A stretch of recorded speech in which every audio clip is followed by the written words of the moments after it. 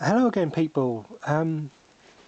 Right, in this video we're going to have a look at the McFarlane Tortured Souls Series 1. They come as a set of 6 figures. Pretty hard to get hold of, to be honest, now. And, well, there are a couple that are quite easy to get hold of.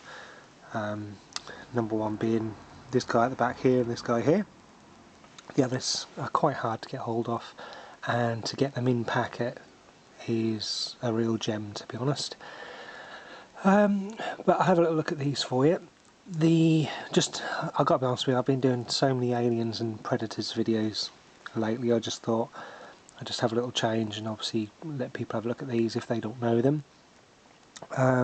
Like I say, they're Clive Barker's McFarlane Tortured Souls, another collaboration between the two, and absolutely fantastic figures, to be honest. Kind of makes me want or wish that McFarlane had done the Hellraiser figures, to be honest. They're very much in the same vein of the Hellraiser figures, and the detail gone into these is absolutely amazing. And when you consider that they're obviously not as well-known franchise as Hellraiser, kind of makes me gutted that. Well, I know NECA did a fantastic job with all the Hellraiser figures, but it kind of makes you gutted, you know, that if you see how brilliant McFarlane have, or brilliant job they've done with these figures, kind of makes you wish or think they would have done an absolutely fantastic job with the NECA license. But anyway, I dare say, well, I don't know, this might never happened if McFarlane got the NECA license, sorry, the Hellraiser license. So all in all, it's good. So like I say, in series 1 of these there was 6 figures released. They did release 5 of these figures as 12-inch figures as well, which I'll do another video of them at some point, and just to do a bit of a comparison really more than anything. And in all, for all of these 6 figures, there was a chapter that came with it of a storybook written by Clive Barker. Obviously Clive Barker's Tortured Souls, and you got a chapter basically giving you a background of each character and how they all integrated and came to be, I suppose. Really good story, to be honest. And in all honesty, I would have rather had seen a Tortured Souls film than Hellraiser Revelations, to be honest. And even, I know they've obviously got the reboot of Hellraiser coming out at some point, and I would probably have preferred to see again a Tortured Souls film than a reboot or relaunch of the Hellraiser franchise. But obviously studios do what studios do, and they deemed that more profitable than these guys getting their film. But anyone that knows the Tortured Souls, they know what they're looking for, they know what they like, and I dare say they probably think it's better themselves. Right, so let's have a little look at these guys. This is Mongroid.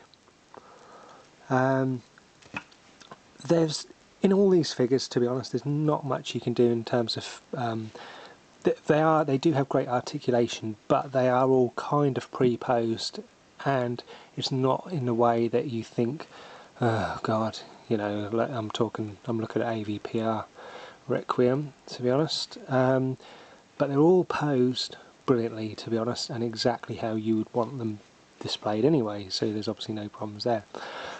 So like I say, this is Mongroid. There's not too much in articulation for him, to be honest. The head moves on the back there, the arms can move back and forward, but you don't really want to move them around too much, because obviously you've got the chains on them and the chains break, and that's your figure ruined. So that's him. This is my favourite out of them all, which is Venal Anatomica. Just looks absolutely horrible, to be honest. Horrible looking thing. But the detail in them, you know, even like in their back, you know, you don't see it. It's not on show. His mask comes off to reveal his face underneath, or his skull, I should say, on there. But as cool as he looks, he does look fantastic with it on, because then you get the bolt going through his head there. Absolutely fantastic. Like I say, I cannot fault McFarlane for this. You know, dare say these, you know, they've got their own affinity of love going on here, to be honest, because the effort they've put in to all the series of Tortured Souls definitely shows. This is Dr. Talasak, or Talasak as he's labelled, and he comes complete with the removable womb, and you can even take the little mongroid out of there as well. This is mongroid, and this guy are the more common figures that you can get, to be honest. A lot of people have problems with the chain. If you are buying a second-hand one, just make sure your chains are all there, because as brilliant as it is, a lot of these little hooks do break, and sadly, obviously, then it doesn't look as good as it should. And I haven't, on my figure, I haven't pushed this hook right through his chest, because I'm just worried about breaking it, to be honest. But he's held on there strong enough. But like I say, I just haven't pushed it through, so it actually protrudes his chest there, which I'll show you on the 12-inch figure. He does quite easily.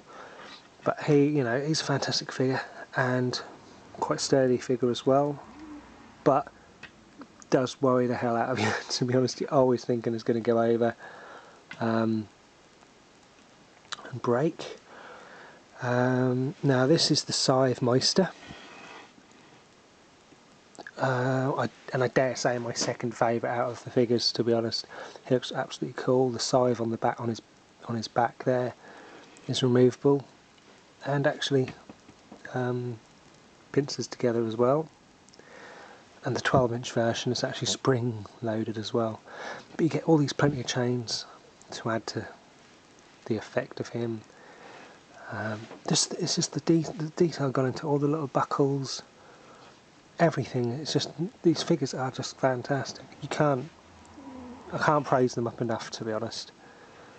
I had no intention of collecting these figures. It was only because I was collecting the NECA Hellraiser figures that these were brought to my attention and sold as soon as I saw them, to be honest.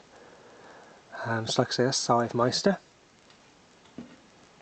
And this guy is Agonistis. Just a horrible thing. He is an absolute git to stand up sometimes, to be honest. He stand up fine there. Sometimes I've come in and found him face down. All these bits. I mean, it's all movable. All the little blades there. And obviously he's got all his chains hanging off him. Like I say, there's plenty of articulation in them, but they're posed in such a way that they're just good enough as they are, to be honest. And lastly, see, I can't get him to stand up now. No, I'm going to lay him down. And lastly is Lucidique. Now that's a NECA base on there. I can't remember if she comes with a base or not. Or am I thinking of Camille in Series 2? If she doesn't come with a base, you definitely need a base for this figure, because this is the worst out of all of them to try and get to stand up. She does come with the holes in the bottom of the feet, which is why I'm thinking that she does come with a base. Again, comes with extra accessories, extra chains. Like I say, the articulation doesn't need to be too much because she's posed well enough, but the feet are so close together that she just falls over all the while, which is why you need a base on there, and removable spears and blades in her back there. I'm just going to grab the 12-inch one just to show you, there you go, of the scale, the two of them. And these are actually the first 12-inch figures I brought, to be honest. Now, but this is the absolute worst for standing up again, but she doesn't come with any holes in the bottom of her feet, and unfortunately the 12-inch version of this I've had fall off the shelf many a time, and yeah, you can just see it on there, and you know, her arms even broke, and her blades on the back have broke as well at some point, simply because she just doesn't stand up at all. I won't go into that too much, because obviously I'll do that when I do a review of the 12-inch figures. But detail wise, even though that's only a 7-inch figure, you can't fault the detail that has gone into the 7-inch figure compared to the 12-inch. Just as much love has gone into both of them, to be honest. So anyway, if you haven't seen any of these Tortured Soul figures, I 100% recommend adding them to your collection. Every figure is absolutely brilliant. The only letdown, I suppose, is the Mongroid figure, but just because he's a bit, just, you know, he's not really in the same style as these guys. But all in all, absolutely brilliant figures. Cannot fault them. I'm so glad that I got them all. And obviously there was a series 2, which I'll do another video of that. But anyway, I hope this helps you guys if you're looking to buy them, and so you know the whole set. And like I say, the story is absolutely brilliant as well. You can find that on a PDF file on the internet if you do buy these out of packet and don't get the books. But otherwise, hope it's a good video for you guys. Obviously, appreciate everybody that subscribed to my videos. And obviously if you leave any comments, I'll try and reply as quickly as I can. Thanks so much. Cheers guys. Bye bye.